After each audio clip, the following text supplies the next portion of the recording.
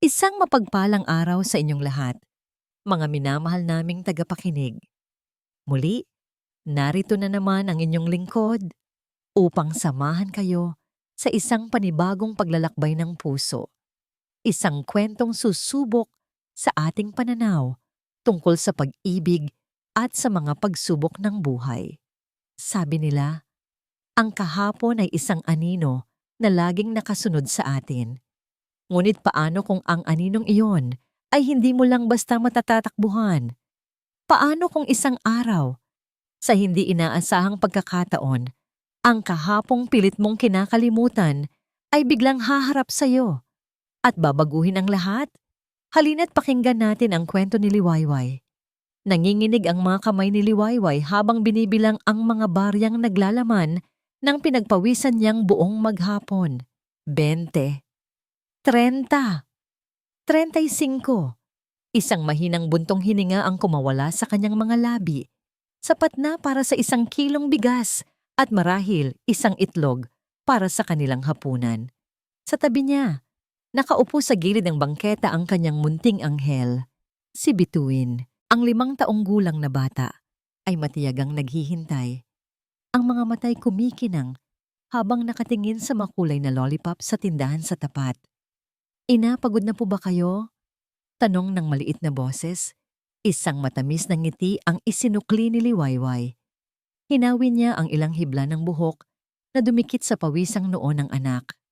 Hindi anak, kaunting-kaunti na lang at makakauwi na tayo. Makakabili po ba tayo ng candy? Tumagos sa puso ni Liwayway ang tanong na yon.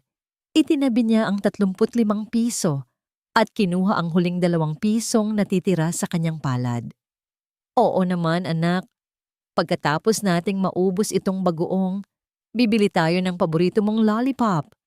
Ang pangakong yon ay nagmistulang sikat ng araw sa maulap na langit para kay Bituin. Tumayo ito at masayang umikot-ikot. Ang mumunting paay tila sumasayaw sa saliw ng pag-asa. Sa kanyang pag-ikot, hindi nito namalayan ang isang bato sa daan. Isang iglap, ang lahat ay naganap. Natumba si Bituin at sa kanyang pagbagsak ay natabig niya ang bilao ng bagoong na maingat na inilapag ni Liwayway. Sumabog ang madilim at malagkit na bagoong sa sementadong daan at direkta sa isang pares ng nagniningning na puting sapatos at sa laylayan ng isang mamahaling puting bestida. Nanlaki ang mga mata ni Liwayway. Ang mundo niya'y tila huminto sa pag-ikot. Ano ba'y yan, my dress. It's ruined. Isang matinis. At galit na tinig ang bumasag sa ingay ng kalsada ng Sampaguita. Nakatayo sa kanilang harapan ang isang babaeng tila diwata sa kanyang kagandahan, ngunit may ekspresyong parang demonyo sa kanyang mukha. Siya si Esmeralda Imperial. Ang kanyang mga matay nag-aapoy habang tinitingnan ang mantsa sa kanyang damit, na parang ito ang pinakadiring bagay sa mundo. Pipasensya na po, ma'am. Nanginginig na sabi ni Liwayway. Dali-daling itinayo ang umiiyak na si Bituin. Hindi po sinasadya ng anak ko. Hindi sinasadya. Tumaas ang kilay ni Esmeralda. Ang boses ay puno ng pang-aalipusta. Alam mo ba kung magkano itong bestida ko? Ang halaga nito ay sapat na para bilhin ang buong pagkatao mo. Ang mga salita ay tila mga punyal na tumusok sa puso ni Liwayway. Nagsimula nang magtipon ang mga usisero. Ang kanilang mga tingin ay nagiging karagdagang pasanin sa kanyang balikat. Niyakap niya si Bituin na ngayon ay humahagulgol na sa takot. Patawad po talaga. Babayaran ko na la. Hindi na natapos ni Liwayway ang kanyang sasabihin. Isang malutong na tunog ang umalingaw-ngaw sa buong kalye. Pak! Ang pisngi ni Liwayway ay nag-init at namula. Isang sampal. Isang sampal na hindi lang dumapos sa kanyang mukha, kundi yumurak sa kanyang dignidad sa harap ng maraming tao at higit sa lahat, sa harap ng kanyang anak. Bayaran? Saan ka kukuha ng pambayad sa pagbebenta ng mabahong bagoong mo? Sigaw ni Esmeralda. Mga basura kayo sa lipunan. Mga pulubing katulad ninyo ang nagpapabaho sa Maynila. Nagyelo si Liwayway sa kanyang kinatatayuan. Ang mga luha ay nagsimulang mamuo sa kanyang mga mata, ngunit pinigilan niya itong pumatak. Hindi ngayon, hindi sa harap ni Bituin. Habang ang lahat ay nakatutok sa eksena, isang makintab na itim na kotse ang huminto sa gilid ng daan. Bumukas ang pinto sa likuran at isang lalaking naka-Amerikana ang bumaba. Ang kanyang presensya ay tila nagpatigil sa oras. Ang mga sapatos niyang mamahalin ay maingat na humakbang palapit sa kaguluhan. "Esme, what's going on here?" Tanong ng lalaki. Ang boses ay malamig at may awtoridad. "Han, darling, look what this filthy woman did to my dress." Sumong ni Esmeralda, agad na nagbago ang tono. Ngunit ang mga mata ng lalaki ay hindi napunta sa bestida. Ang kanyang tingin ay dumaan kay Esmeralda at napako sa babaeng nakayuko. Yakap-yakap ang isang batang umiiyak. Nakita niya ang pulang marka ng palad sa pisngi nito. Dahan-dahan siyang lumapit. Bawat hakbang niya ay tila isang dagundong sa nananahimik na puso ni Liwayway. Naramdaman ni Liwayway ang isang pamilyar na anino. Isang anino mula sa kahapong matagal na niyang ibinaon sa limot. Itinaas niya ang kanyang nanginginig na paningin. Ang kanilang mga mata ay nagtagpo. Ang malamig at walang emosyong mga mata ni Amihan Del Mar ay biglang nanlaki sa pagkabigla, sa hindi makapaniwalang pagtataka. Ang kanyang perpektong tindig ay bahagyang nanghina. Ang buong mundo ay naglaho. Tanging sila na lang dalawa ang naroon. Sa gitna ng kalsada ng Sampaguita, sa gitna ng kahihiyan at ng isang nakaraang hindi pa tapos. Isang pangalan ang kumawala sa mga labi ni Amihan, isang bulong na puno ng pagdududa at gulat na siya lang at si Liwayway ang nakarinig. Liwayway? Hindi pagsagot ang isinukli ni Liwayway. Sa halip, ang kanyang mga mata ay napuno ng matinding takot, isang takot na mas malalim pa sa kahihiyang nararamdaman niya. Isang takot na tila nakakita siya ng isang multo. Parang isang multo. Iyon ang tanging salitang pumasok sa isip ni Amihan habang nakatitig sa babaeng nasa harapan niya. Ang kanyang Liwayway. Ngunit hindi ito ang Liwayway na naaalala niya. Ang Liwayway sa kanyang alaala ay may mga matang puno ng pangarap at ngiti sa mga labi. Ang babaeng nasa harapan niya ngayon ay balot ng takot, ang balat ay pinatanda ng hirap at ang mga mata'y sumisigaw ng sakit na hindi niya maintindihan. Ang takot sa mga mata ni Liwayway ay naging isang senyales. Bago pa man makahakbang si Amihan palapit, kumilos ito na parang hayop na nasukol. Mabilis niyang hinila ang anak, tinalikuran ng kahihiyan, ang nakaraan, at si Amihan. Nagsimula siyang tumakbo. "Liwayway, sandali!" Sigaw ni Amihan. Ang kanyang boses ay nawala sa ingay ng mga taong nag-uusyoso. Natauhan siya. Hindi siya maaaring manatili lang doon. Kailangan niya ng kasagutan. Walang alinlangan. Sinundan niya ito. Pumasok si Liwayway sa isang makipot na iskinita. Hawak-hawak pa rin ang kamay ng kanyang anak. Sumunod si Amihan. Ang kanyang mamahaling sapatos ay lumubog sa putik at basa. Ang marangyang mundo niya ay tila naiwan sa kabilang kalye. Dito, sa makipot na eskinitang ito, ang tanging mahalaga ay ang babaeng tumatakas mula sa kanya. "Liwayway, mag-usap tayo. Pakiusap." Ngunit ang mga salita niya ay hangin lamang. Masyadong mabilis si Liwayway. Sanay sa mga liku-likong daan ng lugar na yon. Sa isang pagliko, nawala na sila sa kanyang paningin. Huminto si Amihan, humihingal, hindi dahil sa pagod, kundi sa bigat ng kanyang nararamdaman. Tumingin siya sa paligid, mga pader na puno ng dumi, mga basurang nagkalat. Dito ba siya nabubuhay? Ang kanyang Liwayway? Sa gitna ng dumi sa sahig, isang bagay ang kumislap. Isang maliit na hair clip na hugis bituin, kulay rosas, gawa sa murang plastic. Dinampot niya ito. Ito ang suot ng batang babae kanina. Ang batang tinawag siyang ina. Nanginig ang kamay ni Amihan habang hawak ang munting bagay. Isang piraso ng isang palaisipang hindi niya alam kung paano sisimulan. Mabigat ang mga paa niyang bumalik sa kotse. Naroon pa rin si Esmeralda, nakasimangot habang pinupunasan ang kanyang bestida.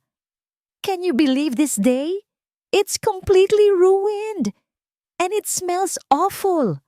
Reklamo nito pagkapasok niya sa sasakyan. "Let's go, hon. I need to get this cleaned immediately." Hindi umimik si Amihan. Pinaandar niya ang makina, ngunit ang kanyang isip ay nasa iskinita pa rin, kasama ang babaeng tumakbo palayo. "So who was that woman anyway? Mukhang kilala mo siya." Tanong ni Esmeralda, na may halong pagkainis. "Just some trash from your past?"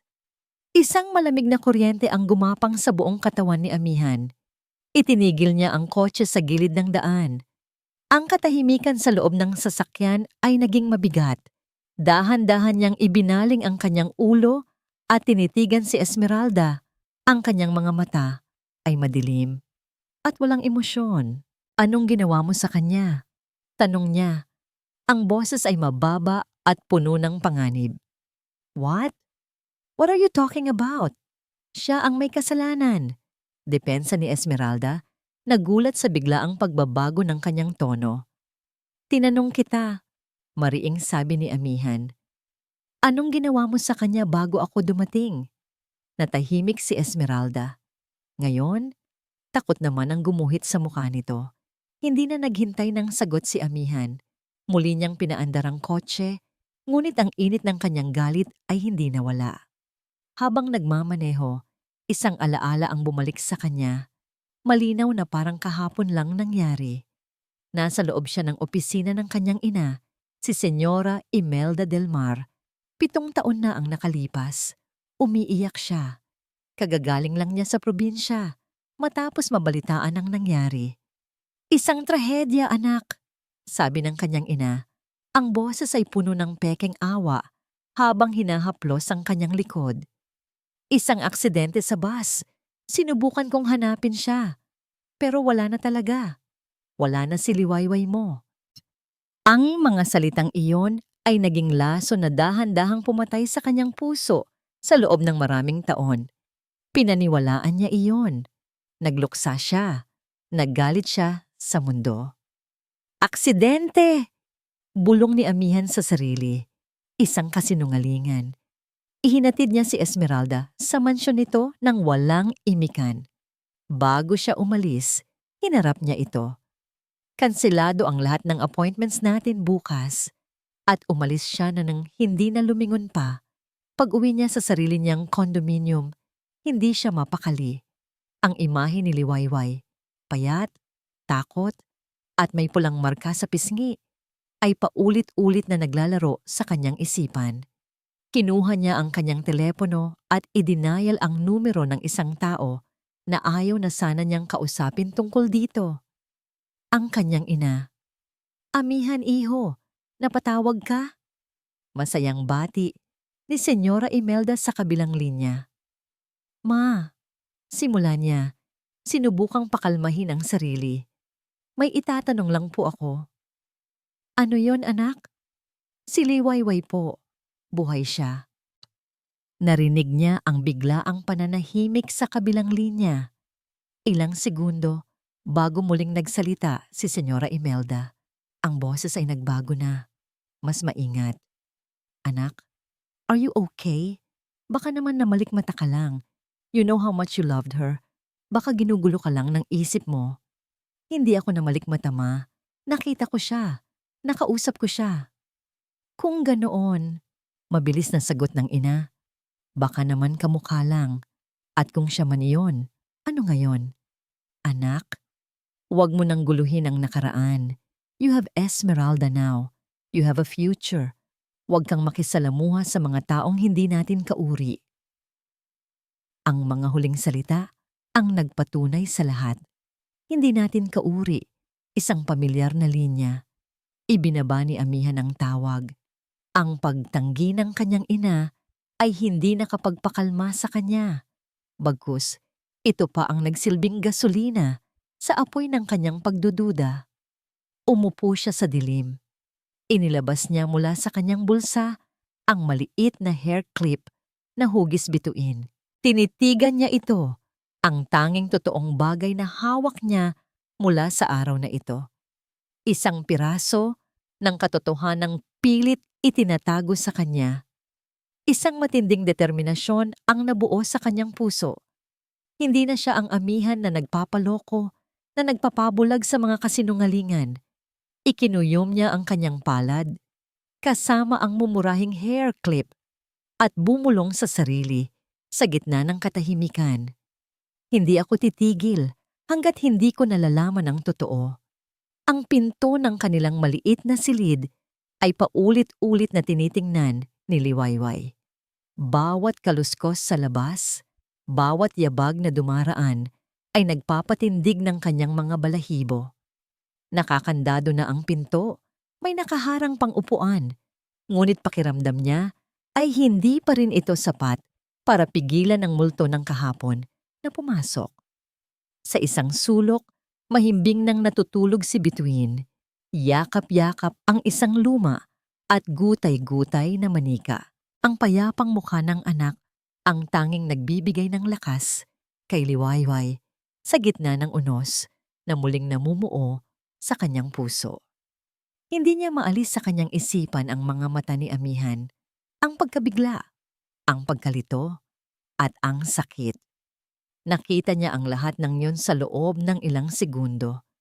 At ang nakita niya ang lalong nagpatakot sa kanya. 7 taon na ang nakalipas. Naaalala pa niya ang pakiramdam ng malamig na kamay ni Senyora Imelda Del Mar sa kanyang braso. Nasa loob sila ng isang mamahaling kotse, papalayo sa probinsya ng Talaaraw, papalayo sa kanyang buhay kasama si amihan. Huwag kang magkakamaling magpakita pa sa anak ko, Liwayway. Malamig na sabi ng matandang babae. Isa kang kahihiyan sa pangalan ng mga Del Mar. Kung talagang mahal mo si amihan, lalayo ka para sa ikabubuti niya. Pero nagmamahalan po kami. Umiiyak na sagot niya noon. Isang tawang mapakla ang isinukli ni Senyora Imelda. Pag-ibig? Ang pag-ibig ay hindi nakakain. Hindi nito mabubura ang katotohanang isa ka lang anak ng mangingisda at ang anak ko ang magmamana ng isang imperyo. Kalimutan mo na siya. At kung susubukan mong bumalik, sisiguraduhin kong magiging impyerno ang buhay mo. Ang banta na yon ay hindi niya kinalimutan. Ito ang naging tanikala niya sa loob ng 7 taon. At ngayon, nasira ang tanikalang yon. Natagpuan siya ni amihan. At alam niyang kasunod nito ay ang galit ni Senyora Imelda na payakap si Liwayway sa kanyang sarili. Hindi na lang buhay niya ang nakataya ngayon. Buhay na rin ni Bituin. Ang malaking tarangkahan ng Mansyon Del Mar ay bumukas para sa itim na kotse ni amihan. Ang bawat sulok ng mansyon ay sumisigaw ng karangyaan at kapangyarihan, mga bagay na dati niyang ipinagmamalaki, ngunit ngayon ay tila sumasakal sa kanya. Naabutan niya ang kanyang ina sa malawak na sala, nagbabasa ng isang libro sa ilalim ng isang grandiosong chandelier. Nang makita siya, ngumiti ito, isang ngangiting hindi umabot sa mga mata. Amihan anak, I wasn't expecting you. Sabi ni Senyora Imelda, isinasara ang libro. May problema ba? Hindi na nagpaligoy-ligoy pa si amihan. Ma, I'm going to ask you one last time. Anong totoong nangyari kay Liwayway? Ang nangiti sa mga labi ni Senyora Imelda ay dahan-dahang naglaho. Pinalitan ito ng isang ekspresyon ng pagkadismaya at pag-aalala. Anak, napag-usapan na natin ito. Baka napapagod ka lang. Why don't you get some Stop it, ma! Putol ni amihan. Ang boses ay umalingaw-ngaw sa buong sala. Huwag niyo na akong ituring na parang bata. Nakita ko siya. Alam kong buhay siya. Ang gusto kong malaman ay kung bakit ninyo sinabing patay na siya. Isang malalim na buntong hininga ang pinakawalan ng matanda. Tumayo ito at lumapit sa isang cabinet na gawa sa nara. Kumuha ito ng isang lumang album at inilapag sa mesa. Dahil iyon ang nararapat, anak, mahinahong sabi nito, ang boses ay biglang naging malumanay at puno ng lungkot. Dahil kailangan kitang protektahan, binuksan niya ang album. Naroon ang mga litrato nila ni Liwayway noong masaya pa sila. Mahal na mahal mo siya, alam ko. At mahal din kita. Kaya ginawa ko ang lahat para malaman kung anong klaseng tao talaga siya. Itinuro niya ang isang espasyo sa album na walang laman. Noong mga panahong yon, nag-umpisa kang magbigay ng malaking pera sa kanya para daw sa pamilya niya.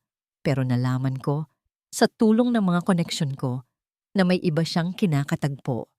Isang lalaki mula sa Maynila. Nanlamig si Amihan. That's not true.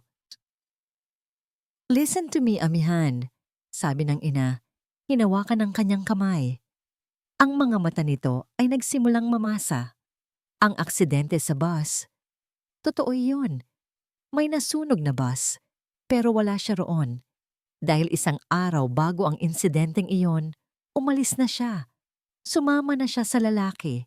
Ninakaw niya ang perang ibinigay mo at iniwan ka. Ipinahanap ko siya. Nalaman kong nagtago sila. Para hindi ka na masaktan pa, para makapag-move on ka, sinabi kong kasama siya sa mga nasawi. It was a painful choice, but I did it for you, anak, para iligtas ka sa kahihiyan at sakit na dulot ng kanyang pagtataksil. Ang kwento ay perpekto. Bawat detalye ay magkakakonekta. Ang pag-arte ni Senyora Imelda ay pang-award. Ang mga luhang kumawala sa kanyang mga mata ay tila totoo. Halos maniwala si Amihan. Halos. Ngunit may isang bagay na hindi tugma. Ang takot sa mga mata ni Liwayway kanina. Hindi iyon takot ng isang taong nagtatago dahil sa kasalanan. Iyon ay takot ng isang taong tinatakasan ng isang panganib. Kung ganoon po, sabi ni Amihan, ang boses ay nanatiling malamig. Bakit siya nabubuhay sa hirap ngayon? Kung tumakas siya na may dalang malaking pera, dapat ay komportable ang buhay niya. Natigilan si Senyora Imelda ng isang segundo bago mabilis na nakabawi. Marahil iniwan din siya ng lalaki matapos makuha ang pera. Ganoon ang mga taong tulad niya, anak. They prey on the weak. Tumayo si Amihan. Ang pagdududa sa kanyang puso ay hindi nawala. Sa halip, ito ay naging isang matibay na pader. Ang kwento ng kanyang ina ay masyadong malinis, masyadong perpekto. Salamat po sa paliwanag, ma. Sabi niya, walang emosyon. Tinalikuran niya ito at nagsimulang maglakad palabas. Amihan, tawag ng ina. Stay away from her. She will only bring you pain again. Hindi sumagot si Amihan. Pagkasakay niya sa kanyang kotse, ang galit at pagkalito ay nag-uumpugan sa kanyang isipan. Hindi na siya makapagtiwala sa sarili niyang ina.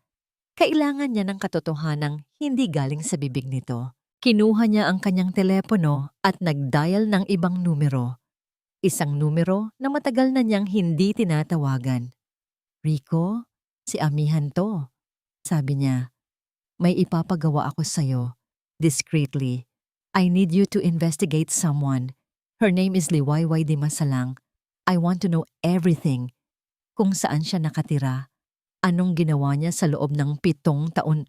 Anong lahat. Sa kabilang linya, isang profesional na boses ang sumagot. Consider it done, boss. Isinandal ni Amihan ang kanyang ulo. Ang laban na ito ay nagsisimula pa lang. At sa pagkakataong ito, hindi na siya mag-isang lalaban sa dilim. Kinagabihan, habang pinipilit niyang matulog, tumunog ang kanyang telepono. Isang unknown number. Hello? Mr. Delmar, sabi ng boses ng pribadong investigador. May update na po ako. Napabangon si Amihan.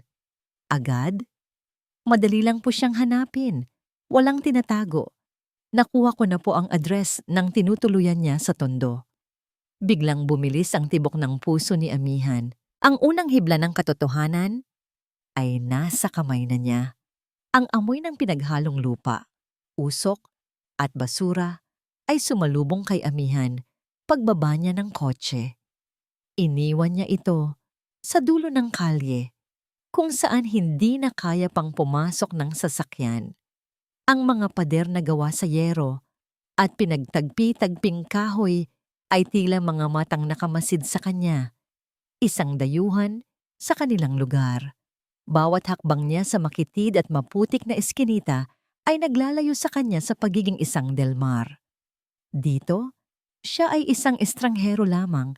Ang kanyang mamahaling damit at sapatos ay isang sigaw ng kaibahan sa kahirapang nakapalibot sa kanya. Ngunit hindi iyon ang mahalaga. Ang tanging nasa isip niya ay ang numerong nakasulat sa papel na hawak niya. At doon, sa dulo ng isang pasilyo, nakita niya ito. Isang pinto na kupas na ang pintura. May numerong 7 na bahagya ng mabura. Huminto siya sa tapat nito. Huminga ng malalim. Hindi niya alam kung ano ang sasabihin o kung paano magsisimula. Ang alam lang niya, kailangan niyang marinig ang katotohanan mula mismo sa bibig ni Liwayway. Kumatok siya 3 beses. Mahina, ngunit sapat na para marinig. Narinig niya ang mga kaluskos sa loob, tapos ay katahimikan. Kumatok siyang muli sa pagkakataong ito ay malakas na. Liwayway, alam kong nandyan ka. Si Amihan to. Ilang sandali pa. Dahan-dahang bumukas ang pinto. Isang maliit na siwang lang. Sumilip mula roon ang mga matang kilalang-kilala niya. Mga matang puno na naman ng gulat at takot. Anong ginagawa mo dito? Nanginginig na bulong ni Liwayway. Umalis ka na. Pakiusap. Sinubukan niyang isara ang pinto. Ngunit mabilis na naiharang ni Amihan ang kanyang kamay. Pinipigilan ito. Hindi ako aalis. Mariing sabi niya. Ngunit may halong pakiusap. Hindi ako aalis hanggat hindi tayo nag-uusap. Wala tayong dapat pag-usapan. Giit ni Liwayway. Itinutulak ang pinto, bikul mautimin kuwa. Meron Liwayway. 7 taon. Sabi ni Amihan, ang boses ay nabasag. May utang kang 7 taon sa akin. 7 taon na akala ko wala ka na. Nakita niya ang paglambot ng ekspresyon nito, ang sakit na gumuhit sa mukha nito, ngunit mabilis itong napalitan muli ng takot. Hindi mo naintindihan. Kailangan mong umalis. Ngayon na. Hindi. Matigas na sabi ni Amihan. Hindi ako aalis. Protektahan kita. Kahit kanino, kahit saan. Just tell me the truth. Bakit mo ginawa yon? Totoo ba ang sinabi ni Mama na sumama ka sa iba? Ang mga salita ay tila sampal na dumapos sa mukha ni Liwayway. Umiling-iling ito. Ang mga luha ay nagsimula nang mamuo sa gilid ang kanyang mga mata. Parang awa mo na, Amihan. Umalis ka na lang. At sa gitna ng kanilang pagtatalo, isang maliit na boses ang narinig mula sa loob ng silid. Ina, sino po siya? Automatikong napatingin si Amihan sa siwang ng pinto. Isang batang babae ang sumungaw mula sa likod ng bestida ni Liwayway. Ang buhok nito ay nakatali at ang kanyang mga malalaki at bilugang mata ay puno ng pag-uusisa habang nakatingin sa kanya. Natigilan si Amihan. Ang lahat ng galit, ang lahat ng tanong ay pansamantalang naglaho. Siya ang bata sa kalsada ng Sampaguita. Nang makita ang atensyon ni Amihan na napunta sa bata, mas lalong nataranta si Liwayway. Ngunit huli na ang lahat. Dahan-dahang ibinaba ni Amihan ang kanyang sarili, lumuhod para maging kapantay ng bata. Ang kanyang mga mata ay hindi maalis dito. Hi, sabi niya sa pinakamalambing na boses na kaya niya. Nagulat ang bata at muling nagtago sa likod ng kanyang ina. Ngumiti si Amihan. Isang totoong nangiti ang una sa loob ng 2 araw. Dinukot niya mula sa kanyang bulsa ang isang bagay, ang rosas na hair clip na hugis bituin. Inilahad niya ang kanyang palad. Naiwan mo yata to. Dahan-dahang sumilip muli si Bituin. Nakita niya ang pamilyar na kislap ng kanyang paboritong hair clip. Ang kanyang takot ay napalitan ng tuwa. Tumingin siya sa kanyang ina na para bang nagpapaalam. Si Liwayway ay nanatiling parang estatwa. Ang mukha ay putlang-putla. Dahan-dahan, humakbang si Bituin palapit kay amihan at kinuha ang hair clip. Salamat po, mahinang sabi nito. At nang itaas ng bata ang kanyang mukha parang ngumiti, ang mundo ni amihan ay huminto sa pag-ikot. Ang mga mata. Ang mga matang yon. Ang hugis, ang kulay, ang kislap. Para siyang nakatingin sa sarili niyang mga mata sa isang maliit na salamin. Isang kakaibang kilabot, isang hindi maipaliwanag na koneksyon, ang biglang bumalot sa kanyang buong pagkatao. Ang puso niya ay nagsimulang tumibok ng napakabilis. Sino ang batang ito? Anong pangalan mo? Tanong ni amihan. Ang boses ay halos hindi marinig. Bituin po, sagot ng bata. Bituin. Inulit niya ang pangalan. Isang napakagandang pangalan. Isang bituin sa gitna ng kadilimang ito. Isang tanong ang biglang pumasok sa kanyang isipan. Isang tanong na kailangan niyang malaman ang sagot. Tumingin siya kay Liwayway na ngayon ay nanginginig na sa takot. Ilang taon na siya, Liwayway? Ang tanong ay parang isang kulog na dumagundong sa maliit na silid. Biglang nagbago ang mukha ni Liwayway. Ang takot ay napalitan ng purong sindak. Sa isang mabilis na kilos, hinila niya si Bituin paloob, malayo kay amihan. Umalis ka na! Sigaw niya. Ang boses ay puno ng desperasyon. At bago pa man makasagot si amihan, isang malakas na kalabog ang kanyang narinig. Blag! Isinara ni Liwayway ang pinto ng buong lakas sa mismong mukha niya.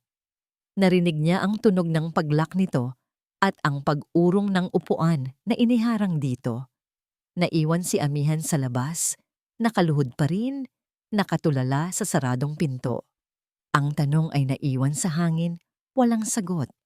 Ngunit ang imahe ng mga mata ng batang iyon ay nakaukit na sa kanyang isipan at ang takot sa reaksyon ni Liwayway ay nagbigay sa kanya ng isang nakakakilabot na hinala. Ang hangin sa loob ng pribadong silid ng Serenity Spa ay amoy lavender at mamahaling langis. Ang marahang tunog ng instrumental na musika ay dapat sana'y nakakakalma, ngunit para kay Esmeralda Imperial, ang katahimikan ay nakakabingi. Nakaupo siya sa isang malambot na silyang pelus. Kaharap ang isang babaeng kasing lamig ng yelo, ang presensya. Si Señora Imelda del Mar. You're late, sabi ni Señora Imelda, hindi inaalis ang tingin sa kanyang tasa ng tsaa. Pasensya na po, tita, sagot ni Esmeralda. Pilit na pinapakalma ang sarili. The traffic was terrible. Sa mundong ito, Esmeralda, sabi ng matanda, dahan-dahang ibinababa ang tasa. May 2 klase lang ng tao, ang naghihintay at ang pinaghihintay. Make sure you are always the latter. Tumagos ang bawat salita sa balat ni Esmeralda. Sa harap ni Señora Imelda, palagi siyang nararamdaman na parang isang estudyanteng kinakabahan. So, tell me, pagpapatuloy ni Señora Imelda, what happened? Ang sabi mo sa akin ay isa lang itong simpleng pagpapaalala sa babaeng yon. Bakit nasali ang anak ko? Bumuntong hininga si Esmeralda. Ang pagkainis ay hindi maitago sa kanyang boses. I did exactly as planned, tita. Sinadya kong daanan ng lugar kung saan siya nagtitinda. I was going to put her in her place, to remind her that she doesn't belong anywhere near us. Pero hindi ko inaasahan na biglang susulpot si amihan. Inaasahan o hindi, nangyari na. Malamig na tugon ni Señora Imelda. At ngayon, Dahil sa iyong palpak na pagtatanghal, nagdududa na si amihan. Tinawagan niya ako. Tinatanong niya ang lahat. I handled it? Mabilis na depensa ni Esmeralda. Sinabi ko sa kanya na basura lang ang babaeng yon. At iyon ang problema. Putol ng matanda. Ang mga matay matalim na nakatitig sa kanya. The more you show your hatred, the more he will become curious. You made her a victim, and amihan always had a soft spot for the underdog. Natahimik si Esmeralda. Tama si Senyora Imelda. Ang kanyang galit ay nagbigay lang ng dahilan para mag-imbestiga si amihan.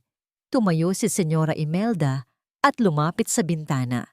Tanaw ang perpektong hardin ng spa. Ang planong takutin siya para kusa siyang lumayo ay hindi nagagana. Amihan will not stop. He will look for her. At kapag nalaman niya ang tungkol sa bata, hindi niya tinapos ang sasabihin. Ngunit ang banta ay malinaw na nakabitin sa hangin. Ano na pong gagawin natin, tita?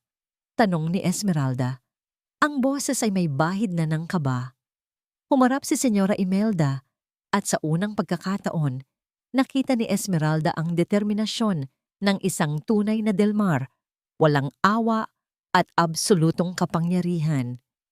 Hindi na sapat ang pananakot. Kailangan na natin ng permanenteng solusyon. Kinuha ng matanda ang kanyang Hermes bag. Mula roon, inilabas niya ang isang makapal na sobrang kulay brown at isang maliit na papel. Inilapag niya ito sa mesa. Nariyan ang pondo, sabi niya. Tinutukoy ang sobre. At nariyan ang numero ng taong gagawa ng kailangan nating gawin. Walang tanong, walang bakas. Linisin mo ang gulo na sinimulan mo, Esmeralda. Napatingin si Esmeralda sa sobre, pagkatapos ay sa numero. Isang malamig na kilabot ang gumapang sa kanyang likuran. Ito na ang puntong wala ng atrasan. Paglabas ng spa, habang mag-isang naglalakad si Esmeralda papunta sa kanyang kotse, ang bigat ng desisyon ay nasa kanyang mga balikat. Ngunit hindi ito bigat ng konsensya. Ito ay bigat ng pangangailangan. Sumakay siya sa kanyang sasakyan at isinandal ang ulo. Ang lahat ng ito, ang lahat ng dumi at panganib, ay hindi lang dahil kay amihan. Sa totoo lang, si amihan ay isang magandang tropeo lamang. Ang totoong premyo ay ang pagsasanib ng Delmar Group of Companies at ng Imperial Holdings. Naalala niya ang kanyang ama. Ang pagod sa mga mata nito sa huli nilang pag-uusap. Ang kanilang kumpanya, ang Imperial Holdings, ay palubog na. Nalulunod na sila sa utang. Ang kasal nila, ni amihan ang tanging salbabida na makapagliligtas sa kanila, sa kanilang pangalan, sa kanilang legacy. Kung mawawala si amihan, mawawala ang lahat. Babalik sila sa wala. Ang kahihiyan. Iyon ang tunay niyang kinakatakutan. Kinuha niya ang maliit na papel na may numero ng telepono. Walang pangalan. Isang salita lang ang nakasulat sa ilalim nito. Serbisyo. Isang mapait na ngiti ang gumuhit sa kanyang mga labi. Si Liwayway. Isang hamak na tindera ng bagoong. Isang maliit, walang kwentang bato sa kanyang daan. Isang batong kailangan niyang alisin. Inilabas niya ang kanyang telepono at sinimulang isave ang numero. Habang tinitipa ang mga digit, isang malamig at determinadong ekspresyon ang pumalit sa kanyang magandang mukha. Tinitigan niya ang screen ng telepono, ang nakasave na numero. Ngumisi siya ng may halong kalupitan. Oras na para tuldukan ang kwento mo, Liwayway. 2 araw ng walang tulog. 2 araw na pinalipas ni amihan sa paghihintay ng tawag mula sa kanyang imbestigador na si Rico. At nang tumawag ito, hindi lang isang report ang ibinigay nito, kundi isang pangalan at isang lugar. Aling Nita, sabi ni Rico sa kabilang linya. Isang retiradong nurse, nakatira sa isang maliit na bayan sa Laguna. Siya ang nag-asikaso sa isang pasyenteng walang pagkakakilanlan mula sa isang bus accident 7 taon na ang nakalipas. Ang pangalan sa logbook, Jane Doe. Pero ang description, tumutugma kay Liwayway Di Masalang. Hindi na nag-aksaya ng panahon si Amihan.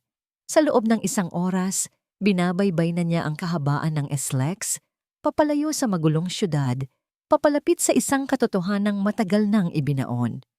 Ang bahay ni Aling Nita ay simple lamang. May maliit na hardin ng mga orasan sa harapan. Isang matandang babae na may mga salamin sa mata at buhok na halos puti na ang lahat ang sumalubong sa kanya. Sa simula, tikom ang bibig nito, puno ng takot ang mga mata. "Wala po akong alam sa sinasabi ninyo, sir." Paulit-ulit nitong sabi. Ngunit nakita ni Amihan ang panginginig ng mga kamay nito. Umupo siya, hindi bilang isang Delmar na mayaman at makapangyarihan, kundi bilang isang taong nagmamakaawa. "Aling Nita," sabi niya, ang boses ay malumanay. "Hindi po ako naparito para manakit. Naparito po ako para humingi ng tulong. Ang babaeng inalagaan ninyo. Mahalaga po siya sa akin. Kailangan ko lang malaman ang totoo. Pakiusap."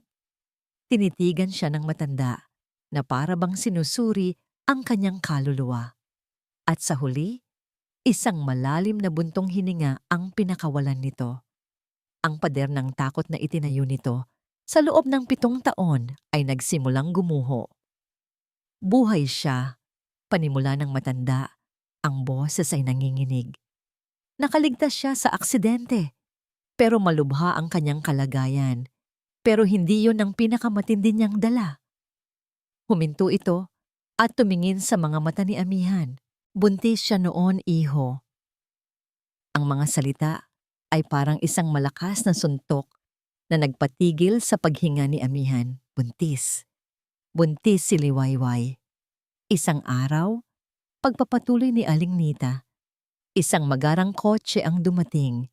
Isang babaeng mayaman at makapangyarihan ang bumaba. Siya ang nagbayad ng lahat ng gastusin sa ospital. Pero may kapalit. Pilit niyang pinalayo si Liwayway. Binantaan niya ako. Sinabi niya na kung may makakaalam na buhay si Liwayway, sisirain niya ang buhay ko at ng pamilya ko. "Sino ang babae?" tanong ni Amihan, kahit na alam na niya sa kanyang puso ang sagot. Hindi siya nagpakilala, sagot ng matanda. Pero ang tawag sa kanya ng kanyang driver ay Senyora Imelda. Ang gabi ng engagement party ay perpekto. Ang ballroom ng isang 5-star hotel ay puno ng mga pinakamayayamang tao sa bansa. Ang mga ilaw mula sa dambuhalang chandelier ay kumikinang sa mga alahas at mamahaling damit. Sa gitna ng lahat, si Esmeralda ay isang reyna, nakangiti at tumatanggap ng mga pagbati. At sa tabi niya, si Amihan ay ang perpektong hari, gwapo, kalmado at nakangiti. Ngunit sa likod ng ngiting iyon, isang plano ang nabubuo, isang patibong ang kanyang inihahanda. Hinintay niya ang tamang pagkakataon nang magkaroon sila ng ilang sandali para sa kanilang sarili. Malapit sa balkonahe, hinawakan niya ang kamay ni Esmeralda. "Esme, may gumugulo sa isip ko," panimula niya. Ang boses ay puno ng kunwaring pagkalito. "What is it, darling?" Malamig na tanong nito, inaayos ang kanyang kurbabata. "Nagkausap na kami ni Liwayway." Pagsisinungaling niya. "She told me something strange." Sinabi niya na hindi raw talaga siya tumakas. May isang babae raw na tumulong sa kanya. Isang kaibigan na nagbigay sa kanya ng pera para makalayo at makapagsimula ulit. Nakita ni Amihan ang bahagyang pagbabago sa ekspresyon ni Esmeralda. Isang kislap ng pagmamataas. "Talaga?" sabi ni Esmeralda. Tumaas ang isang kilay, tila interesado sa kwento. "Oo." Pagpapatuloy ni Amihan, inilalapit ang bitag. "Nagtataka nga ako kung sino ang babaeng yon. Napakabuti niya para tulungan si Liwayway na makatakas sa isang trahedya tulad ko. Doon na nahulog si Esmeralda sa patibong. Ang kanyang pagmamataas at ang kagustuhang ipakita na siya ang may kontrol ay nanaig. Isang mapaklang ng ngiti ang gumuhit sa kanyang mga labi. Hindi niya napigilan ang sarili. Kasalanan niya yan, sabi niya. Ang boses ay may halong pagmamayabang. At sinabihan ko na siya na lumayo na habang may panahon pa. Kung nakinig lang sana siya sa akin noon pa, hindi na sana siya naghirap ng ganyan. Ang pag-amin. Sa isang iglap, ang lahat ng ingay sa paligid ay naglaho para kay Amihan. Tanging ang mga salita ni Esmeralda ang umalingaw-ngaw sa kanyang pandinig. Tumitig siya sa babaeng kaharap niya, hindi na bilang kanyang mapapangasawa, kundi bilang isang kasabwat sa kasinungalingang sumira sa kanyang buhay. Ang kunwaring gama ng ngiti sa labi ni Amihan ay nawala. Pinalitan ito ng isang malamig at nakakakilabot na katahimikan. Naramdaman ni Esmeralda ang biglaang pagbabago. Nakita niya ang yelo sa mga mata ni Amihan. Bigla siyang kinabahan. What? Bakit ganyan ka makatingin? Hindi sumagot si Amihan. Sa halip, binitawan niya ang kamay nito na para bang ito ay isang bagay na nakakadiri. Humakbang siya paatras at kinuha ang mikropono mula sa entablado kung saan nagpe-perform ang isang banda. Excuse me everyone, may I have your attention please? Ang lahat ng usapan ay huminto. Ang lahat ng mga mata ay napunta sa kanya. Nakita niya ang pagkasindak sa mukha ni Esmeralda at ang pagkalito sa mukha ng kanyang ina na si Senyora Imelda. I would like to make an announcement, sabi ni Amihan. Ang kanyang boses ay malinaw at matatag.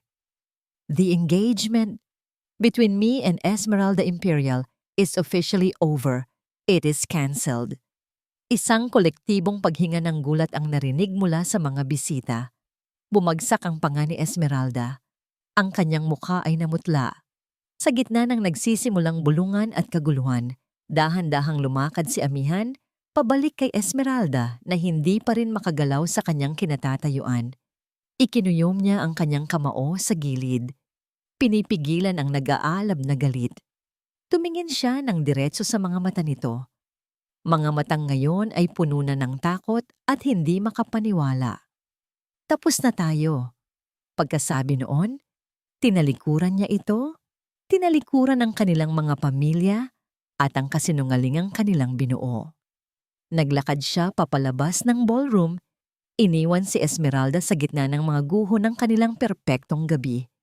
Ang katahimikan sa maliit na silid ay mas mabigat pa sa anumang ingay.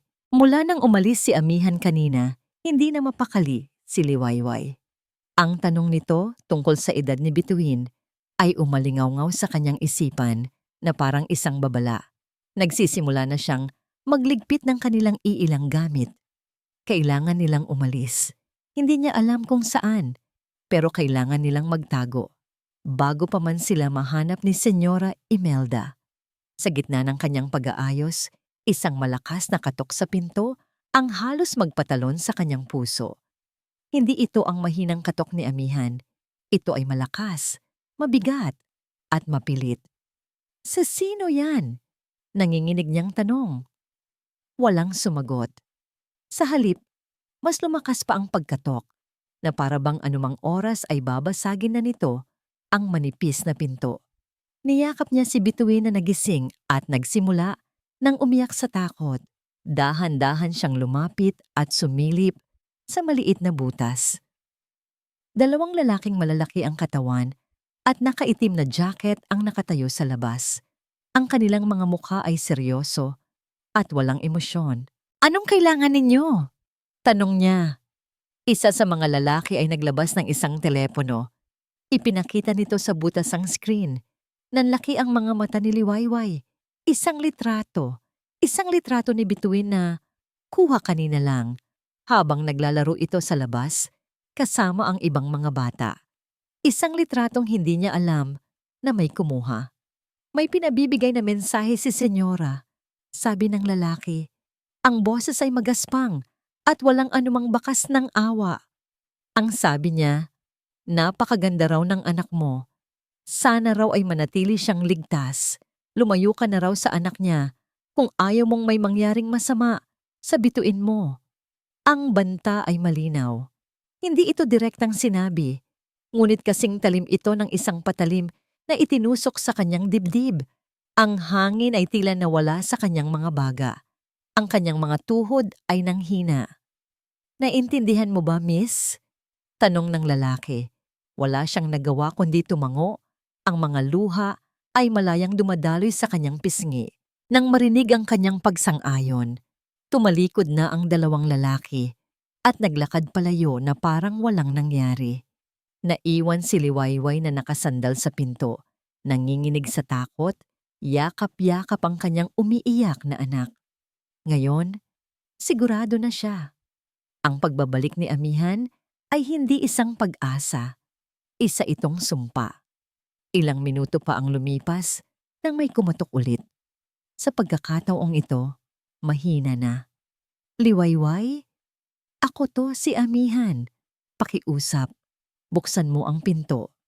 May kailangan kang malaman. Ang boses na dati musika sa kanyang pandinig ay naging tunog na ngayon ng panganib.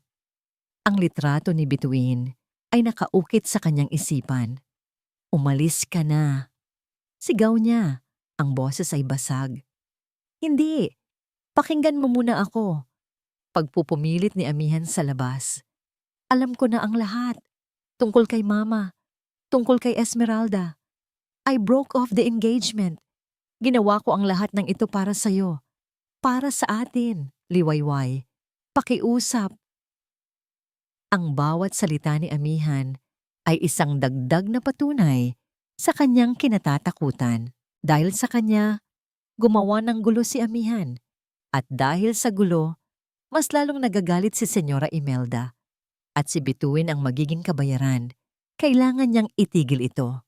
Ngayon din, kahit gaano kasakit.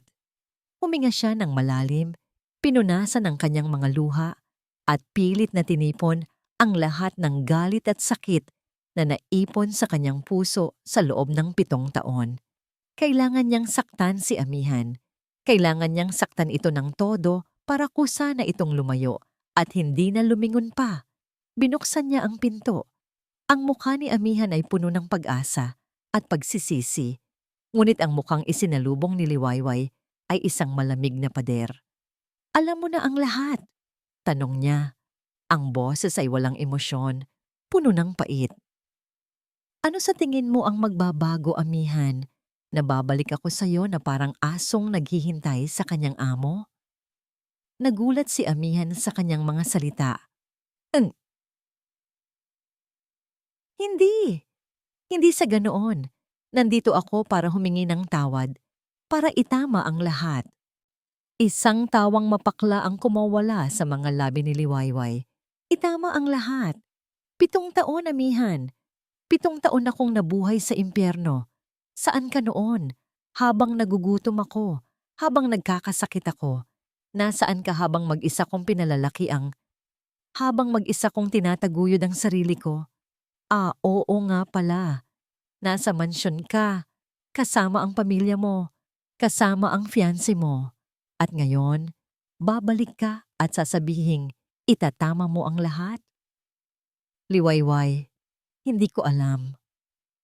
Iyon na nga ang punto. Wala kang alam. Sigaw niya, itinuturo ang dibdib nito. Sinira mo ang buhay ko noon, Amihan del Mar. Ang simpleng buhay ko, ginulo mo. At ngayon, babalik ka para guluhin ulit? Hindi na. Hindi na ako papayag. Hindi ko kailangan ng awa mo. Hindi ko kailangan ng pera mo. At lalong hindi na kita kailangan sa buhay ko. Ang bawat salita ay parang isang matalim na kutsilyo na paulit-ulit niyang isinasaksak sa puso ni Amihan. Nakita niya ang sakit at pagkalito sa mga mata nito. Nakita niya kung paano gumuho ang pag-asa sa mukha nito at dinurog nito ang sarili niyang puso. Ngunit nagpatuloy siya. Umalis ka na. Sabi niya sa huling pagkakataon. Ang boses ay malamig na. At huwag ka nang babalik. Para sa akin, matagal ka nang patay. Isinara niya ang pinto. Hindi na niya hinintay ang sagot nito.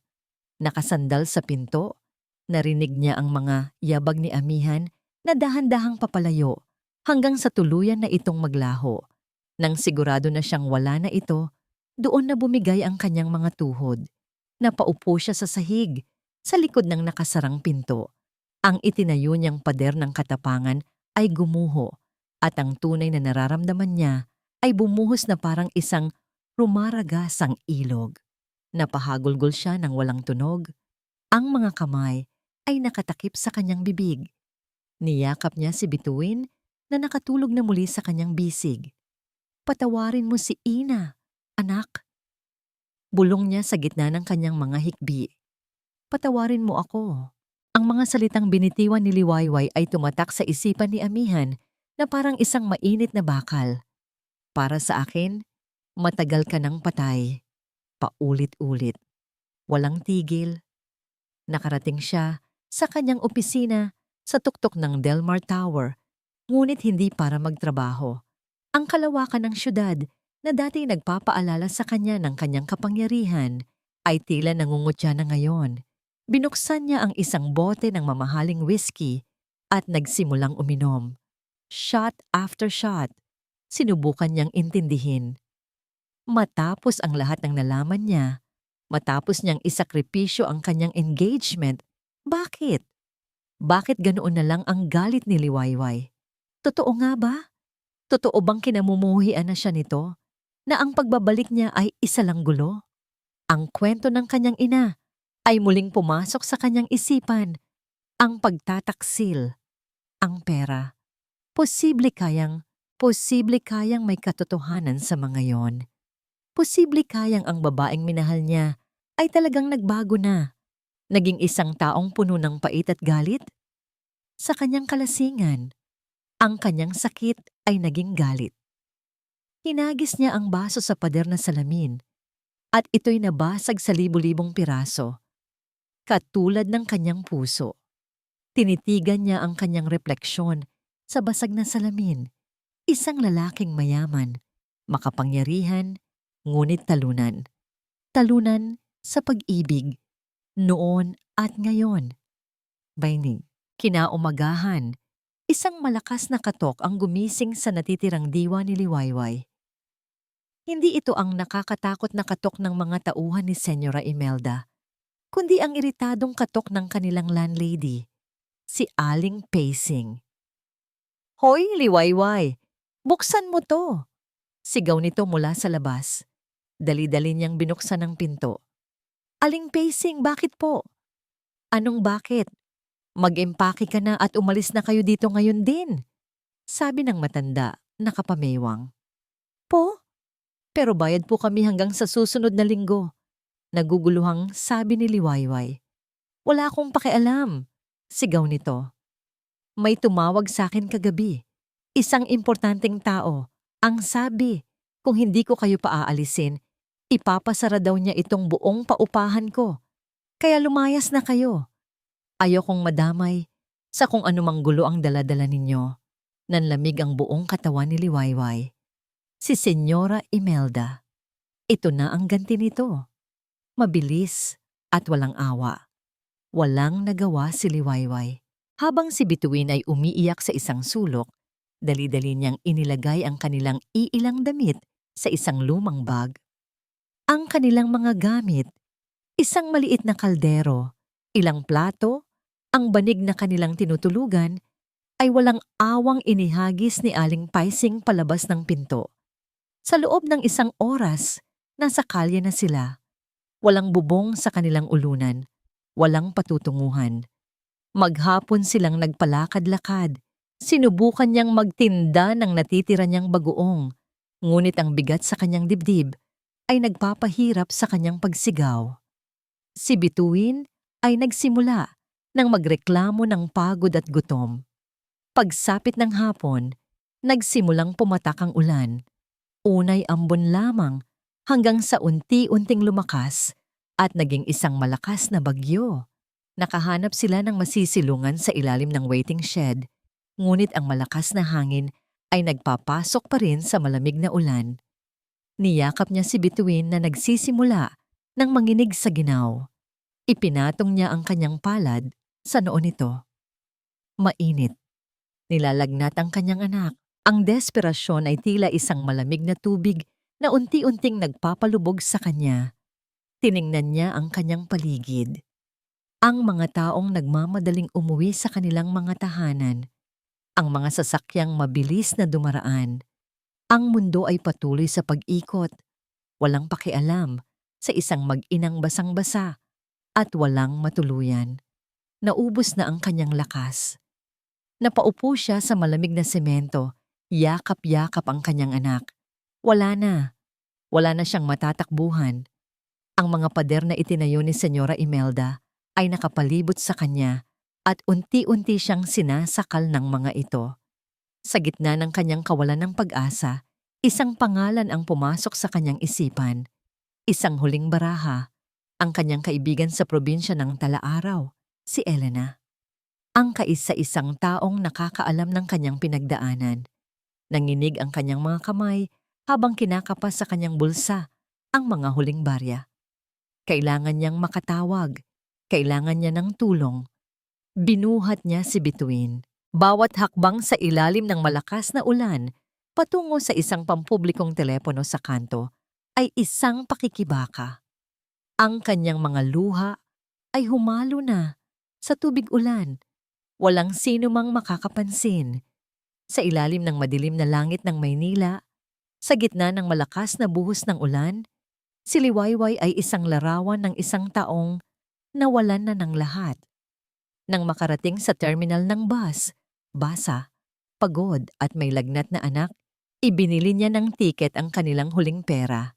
Isang tiket papalayo, isang tiket pabalik sa lugar kung saan nagsimula at halos magtapos ang lahat. Sumakay sila sa isang bus na paalis. Habang papalayo ang bus sa syudad, tinitigan ni Liwayway ang mga ilaw na unti-unting lumalabo hanggang sa tuluyan ng maglaho sa dilim. Isang pagtakas. Ngunit sa pagkakataong ito, hindi na niya alam kung ito ba ay pagtakas patungo sa kaligtasan o pagtakas patungo sa isang mas malaking kapahamakan. Ang sikat ng araw na tumama sa mukha ni Amihan ay kasing sakit ng hangover na kanyang nararamdaman. Dahan-dahan siyang bumangon mula sa sofa ng kanyang opisina. Ang sahig ay puno ng bubog. Ang buong lugar ay amoy alak at pagsisisi. Tinitigan niya ang kanyang refleksyon sa bintana. Isang gulo. Isang taong sumuko. Hindi. Hindi ito ang lalaking pinalaki sa kanya. Ang isang Delmar ay hindi sumusuko. At ang isang lalaking tunay na nagmamahal ay hindi basta-basta naniniwala sa mga salitang dala ng galit at takot. May mali. Naramdaman niya iyon mula pa sa simula. Ang takot sa mga mata ni Liwayway nang una niya itong makita. Ang sindak sa mukha nito nang tanungin niya ang edad ng bata. Hindi iyon galit. Iyon ay pag-aalala. Pagtatanggol. Kinuha niya ang kanyang telepono at tinawagan si Rico. "Find her," sabi niya. Ang boses ay desidido. "Ayokong malaman kung nasaan siya ngayon. Gusto kong malaman kung saan siya pupunta. Wala na siyang babalikan sa Maynila. Isang lugar lang ang maaari niyang puntahan. Ang probinsya nila, boss?" "Oo," sagot ni Amihan. "Probinsya ng Talaaraw. Hanapin mo kung saang bus terminal siya sumakay." Hindi nagtagal, dumating ang kumpirmasyon. Isang bus na patimog. Umalis hating gabi. Hindi na nag-aksaya ng panahon si Amihan. Hindi na siya naligo o nagbihis. Dala ang gusot na damit, ang amoy ng alak, at ang isang pusong determinadong bumawi. Sumakay siya sa kanyang kotse at pinaharurot ito patungo sa south. 6 na oras na biyahe. 6 na oras na pag-iisip. Paulit-ulit niyang pinagsisihan ang kanyang kahinaan. Dapat ay hindi siya umalis. Dapat ay hindi siya naniwala. Dapat ay ipinaglaban niya ito. Pagdating niya sa maliit at pamilyar na bayan ng Talaaraw, ang sariwang hangin ng probinsya ay tila naglinis sa magulo niyang isipan. Dito nagsimula ang lahat. Ang kanilang pag-iibigan, ang mga pangarap. Nagtanong-tanong siya sa terminal, sa palengke. Ngunit walang nakakakilala sa isang babaeng may kasamang batang maliit na kararating lang. Desperado, pumunta siya sa dalampasigan kung saan sila madalas magkita noon, ang kanilang lugar. At doon, sa isang maliit na karinderya sa tabi ng dagat, nakita niya ito. Nakatalikod si Liwayway, naghuhugas ng mga plato. Mas payat, mas nangitim dahil sa araw. Ang kanyang buhok ay nakatali lang ng simple. Ngunit kahit nakatalikod, kilalang-kilala niya ito. Dahan-dahan siyang lumapit. Bawat hakbang ay mabigat. Bawat tibok ng kanyang puso ay isang dagundong. Liwayway. Natigilan ito sa kanyang ginagawa. Ang mga kamay nito ay nanigas sa gitna ng bula. Dahan-dahan, dahan-dahang lumingon ito. Nang makita siya, ang gulat, takot, at pagod ay gumuhit lahat sa mukha nito. Aamihan. Paano? Hindi ako papayag na tapusin na lang ang lahat ng ganito. Sabi niya, ang boses ay puno ng emosyon. Hindi ako naniniwala sa mga sinabi mo. Alam kong may tinatago ka. Alam kong natatakot ka. Liwayway, sabihin mo sa akin ang totoo. Hayaan mo akong tulungan ka. Umiling-iling ito. Ang mga luha ay nagsimula na namang mamuo. Wala kang maitutulong, amihan. Lalo mo lang kaming ilalagay sa panganib. Anong panganib? Si mama ba? Huwag mo siyang alalahanin. Ako ang bahala sa kanya. Hindi ka na niya sasaktan pa. Hindi na kayo. Kayo. Napatingin si Liwayway sa loob ng karinderya kung saan sa isang maliit na papag ay nakahiga si Bituin. Mahimbing na natutulog. May basang bimpo sa noo. Liwayway. Pagpapatuloy ni amihan, lumalapit pa. Ang anak mo? Si Bituin. May kailangan akong malaman. At doon na bumigay si Liwayway. Ang pader na itinayo niya sa loob ng 7 taon, ang pader na pinatibay ng takot at pag-iisa, ay tuluyan ng gumuho. Ang lahat ng sakit, lahat ng hirap, lahat ng sakripisyo ay bumuhos mula sa kanya sa anyo ng isang malakas na hagulgol. Ano pa bang gusto mong malaman, amihan? Sigaw niya sa gitna ng kanyang pag-iyak. Paulit-ulit na hinahampas ang kanyang dibdib. Gusto mo bang malaman kung gaano kahirap magtago? Kung gaano kahirap mag-isa? Kung gaano kasakit na makita kang masaya sa iba habang kami nagdurusa? Niyakap siya ni amihan. Sa pagkakataong ito, hindi na ito pumalag. Isinubsob niya ang kanyang mukha sa dibdib nito at doon umiyak ng umiyak. Inilalabas ang lahat ng bigat na kinimkim niya. Nang bahagya na siyang kumalma, tumingin siya sa mga mata ni amihan. Ang kanyang mga mata ay puno ng tapang. Wala na siyang itatago. Wala na siyang pakialam sa banta ni Senyora Imelda. Pagod na siya. Gusto mo ba talagang malaman ang totoo, amihan? Tanong niya. Ang boses ay basag, ngunit matatag. Gusto mo bang malaman kung bakit ako natatakot? Kung sino ang dahilan ng lahat ng lakas ko? Dahan-dahan siyang lumayo at hinila si amihan papasok sa karinderya. Huminto sila sa tapat ng natutulog na si Bituin. Tinitigan ni amihan ang anghel na mukha ng bata. Ang payapang paghinga. Ang mga pilik matang katulad ng sa kanya. Nang umalis ako, buntis ako, amihan. Sabi ni Liwayway, ang bawat salita ay may bigat. Siya ang dahilan kung bakit ako lumaban. Siya ang dahilan kung bakit ako nabuhay. Huminga siya ng malalim, tinititigan si amihan ng diretso sa mga mata. Inihahanda ito para sa katotohanang babago sa lahat. Anak mo siya, amihan. Si Bituin ay anak mo. Ang mga salita ay tila isang malakas na pagsabog. Nayanig ang buong mundo ni amihan. Napaluhod siya sa tabi ng papag, hindi maalis ang tingin sa natutulog na bata. Ang kanyang anak. Isang anak na hindi niya alam na nabubuhay. Ang kanyang dugo, ang kanyang laman. Dinukot ni Liwayway mula sa kanyang bag ang isang lukot at lumang supot. Mula roon, inilabas niya ang isang birth certificate. Ipinakita niya ito kay Amihan. Pangalan, Bituin di masalang pangalan ng ina, Liwayway di masalang pangalan ng ama. Isang blangkong linya. At sa tabi nito, isang maliit at kupas na litrato. Isang litrato niya noong kabataan niya, nakangiti, na maingat na idinikit sa papel. Dahan-dahang iniangat ni Amihan ang kanyang nanginginig na kamay at hinaplos ang pisngi ni Bituin. Napakainit. Ang luha ay malayang dumaloy mula sa kanyang mga mata.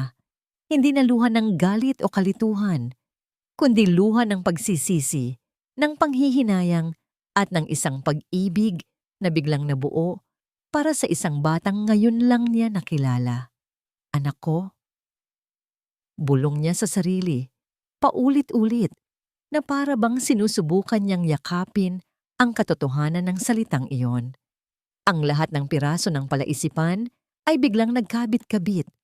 Ang mga mata ng bata, ang takot ni Liwayway, ang blangkong linya sa birth certificate. 7 taon. 7 taon siyang naging isang ama nang hindi niya alam.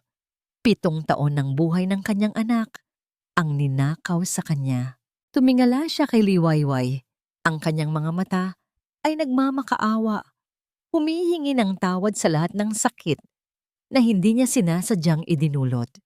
Wala nang salitang kailangan. Sa isang tingin, nagkaintindihan na sila. Ang lahat ng pader sa pagitan nila ay tuluyan ng gumuho. Naramdaman ni Bituin ang haplos sa kanyang pisngi. Dahan-dahan itong nagmulat ng mga mata. Nagtama ang kanilang paningin.